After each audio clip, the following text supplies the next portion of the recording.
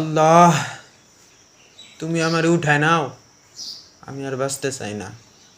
এই ছেলে, তুমি মরার দোয়া করো কিন লেগে?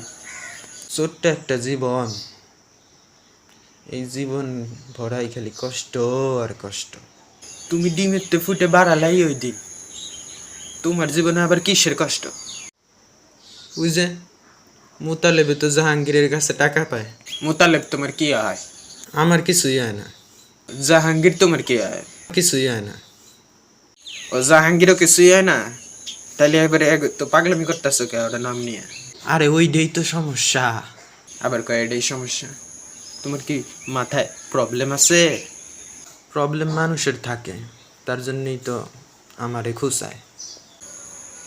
রফিক স্যার মেয়ে হয়েছে, ওই দিন হাসপাতালে গেছিলাম তো, ওই জায়গাতেই জানলাম। এই বিয়াদব ছেলে, আমি প্রশ্ন করি একটা, তুমি উত্তর দাও আরেকটা। তোমার মাথায় মেন্টালিটি প্রবলেম আছে। মেন্টালিটি প্রবলেম কার থাকে না? মানুষের জন্ম নিয়েছি তো মেন্টালিটি প্রবলেমের জন্য। তুমি মনে হয় সবচেয়ে বড় সড়ো আকারের ব্যাধের মেয়ে।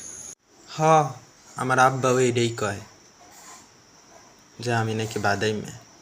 কি আকারের বাদাম মেরে তুই? কিন্তু হাসপাতালে গেছিলাম, বিজ্ঞানীদের দিয়ে দিয়ে রিসার্চ করাইলাম, তাও বুঝলাম না আমি কেমন আকারের বাদাই মেয়ে, এটা আমি জানতে চাইলাম, তাও পারলাম না। পরে এক ডাক্তারের কাছে দেখলাম, ডাক্তারের চেহারা দেখলাম যে আমার মামা মামা লাগে, পরে কাছে যায় দেখি আসলে আমার মামা না। এটাই আসলে মেন্টালিটি প্রবলেম। আসলে মেন্টালিটি প্রবলেমের জন্যই মানুষের জন্ম নেওয়া, নাহলে আপনার ভিতরেও মেন্টালিটি প্রবলেম আছে, তার জন্য আপনি মেন্টালিটি প্রবলেম ওলা লোক। তুই মরণের দোয়া করতেছিলি না? যা মর, যা যা, মর মর মর। শেষমেশ আপনি আমার মরতেই কইলেন, তাহলে বাইসে আর কি করবো?